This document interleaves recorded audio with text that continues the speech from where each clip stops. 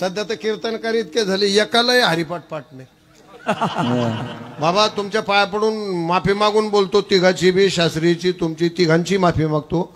आजची कीर्तनाची दशा म्हणजे फार दुर्दशा झालेली आहे. काही जे एक तर हरिपाठ पाठ नाही, नुसतं सकाळच्या पारी आंघोळ करायची, जनावराला पाणी मारतो तसं, गंध लावला का आज कुठं जायचं, फुल सांगवी, काय जीव देतो का तिथं कोणतो अभाव करी काय, इकडे काही साधना, रामकृष्ण हरी, हरिपाठ, काकडा, मंत्र, जप हे काहीच नाही ना.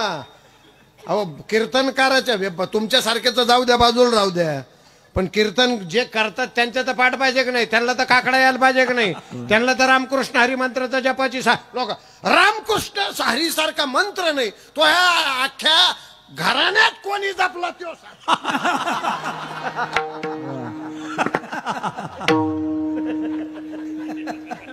अवघड आहे बाबा.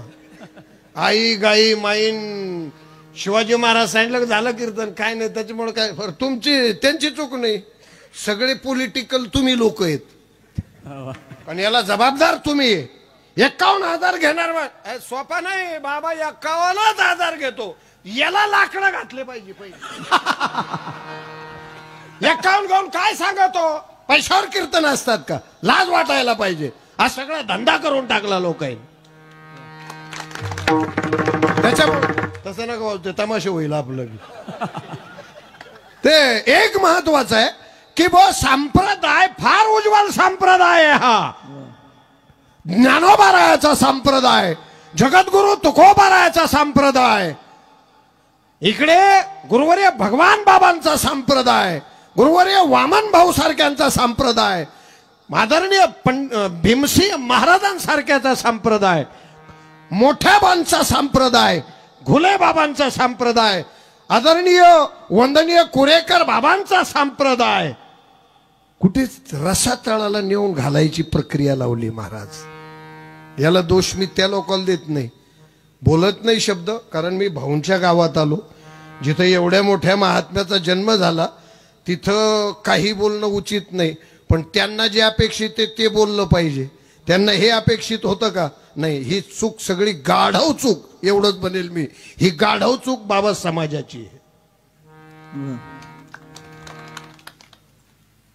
बरं आता इथं कीर्तन झालं, एखादा आणला बिचारा वारकरी, त्याचं कीर्तन केलं, लोक म्हणते हे बा काही म्हणा नाही, पहिलं याला चेचलं पाहिजे हो, बाकी गेलं मग पहिला ह्यो ठोकला का मग सगळं निवांत होईल. काय बरं आहे का, साधना आहे का? आजच्या कीर्तनकार करणारी जी ठराविक मंडळी सोडा, मी वस्तुस्थिती बोलतो, महादेव महाराज वस्तुस्थिती बोलतो. हरिपाठ पाठ नसावा इतकं लाज गेल्यासारखं कीर्तनकार म्हणावं मी कीर्तनकार आहे. काकड्याच्या ज्याला जाण नाही त्यांनी म्हणावं मी माझी तारीख आहे, मी कीर्तन आहे. अरे काही काही गळ्यात कीर्तनापुरते माळी घालतात, इतके लाज सोडलेले लोक आहेत सध्या. आणि या लोकांना काय तोंड दाखवायचं.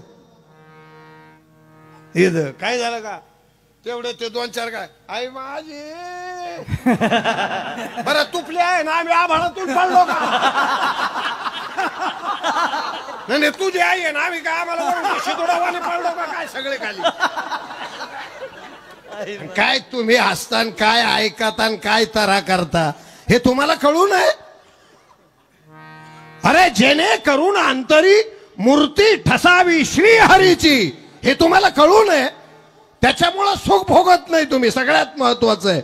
आणि सुख भोगायचं असलं तर संताकडे जा, पण ते संत कीर्तनकार म्हणजे संत नाही हो. कीर्तन केलं म्हणजे कीर्तन करिता नवती ते संत.